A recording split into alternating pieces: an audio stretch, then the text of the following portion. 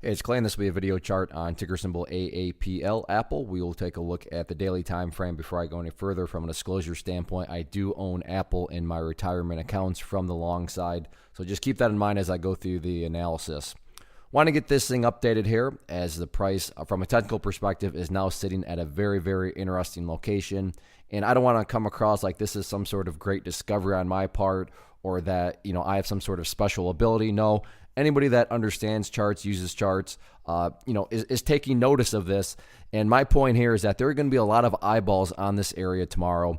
And because there's going to be so many eyeballs, you could totally, see self-fulfilling prophecies revolving around it. So whether or not you believe in charts, think charts work, they do have self-fulfilling prophecies.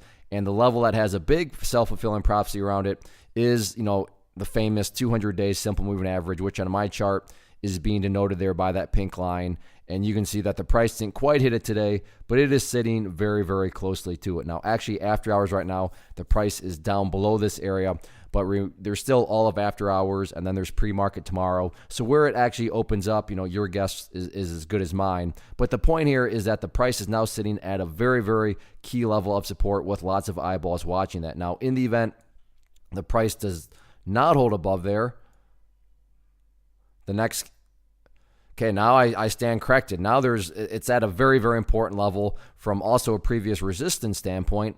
So in the past, you can see this area here did act as resistance, and a foundational rule in charting is that when levels of resistance are broken and closed above, you want to see them act as support. So once again, so far so good, but I guess that's what I get for doing these videos off the cuff. I did not realize that. So it's kind of like a double whammy of support now, in the sense of this is certainly a very, very key area that the price is looking like it's going to do battle with tomorrow. In the event the price cannot hold above there, then I don't think it would be shocking at all to see the price drop down to the 189 mark, if not lower. So ideally speaking, assuming you're long and bullish like I am, I want to see that level hold there.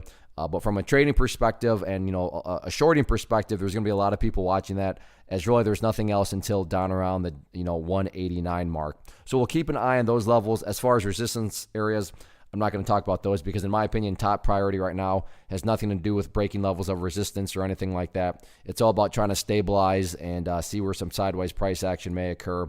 So keep an eye on these couple levels right there. Those are the levels I will certainly be watching tomorrow, both from an investment standpoint and from a trading perspective. One of the biggest questions that I get is, hey Clay, how do you find the stocks that you trade? So what I've done is put together a free resource guide where I talk about the tools that I use to locate stocks that I find interesting and think may have potential. So if that sounds like something that could add value to you as a trader, then click on the image that is up on the screen right now and I will email you the guide. The guide itself is very short and to the point, and best part, it's completely free.